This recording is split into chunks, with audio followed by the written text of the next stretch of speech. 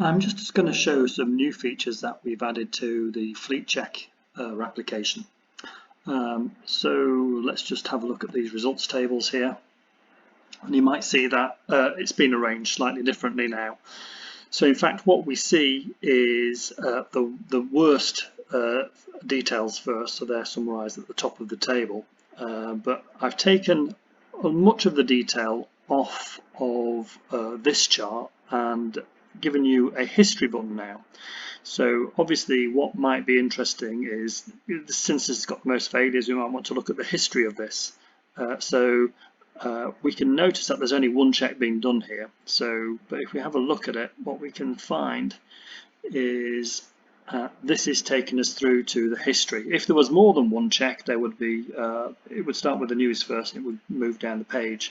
If there were any photos, they would be shown here, and any photo notes that would be shown there. But this is a nice new feature which is giving you a quick look at the results.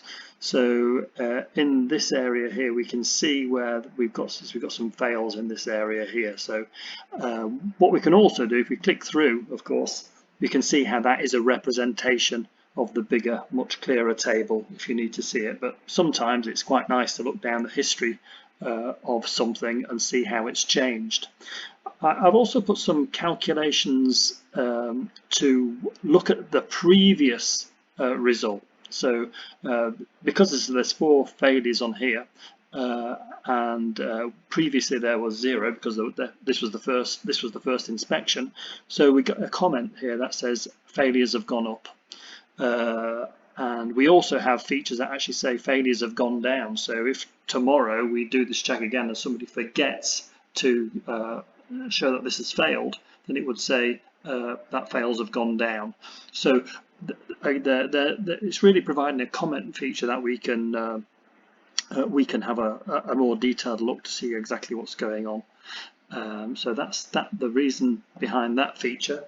Maybe what I ought to do is show you something with a little bit more history, because I think that's going to become more important. So I'm going to just flick down to somewhere where we've had more checks. So I've seen a 3 there, so that's the 3rd check of engineering check 62 on this vehicle. So if I want to look at the history of this, it's passed, there's no failures on here, so it's maybe not so interesting.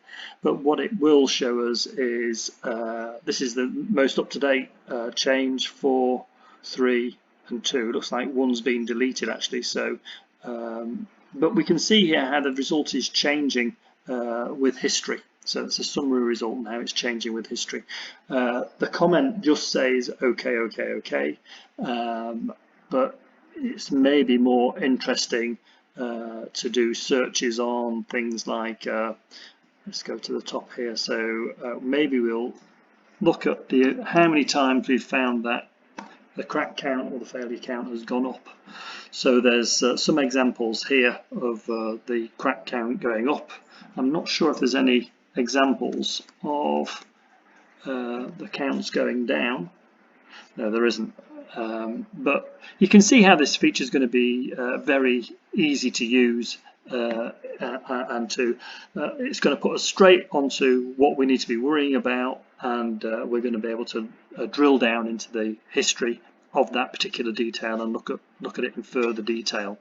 So hopefully that's a little explanation. We've got 4 checks going now, 58, 61, 62 and 66, and they all work in exactly the same way. They all have a history button. The history of 61 only relates to the 61 check, and the history of the 62 check only relates to the 62 check. So when we drill down, we actually drill right down into the individual engineering fleet check. Okay, thanks for listening.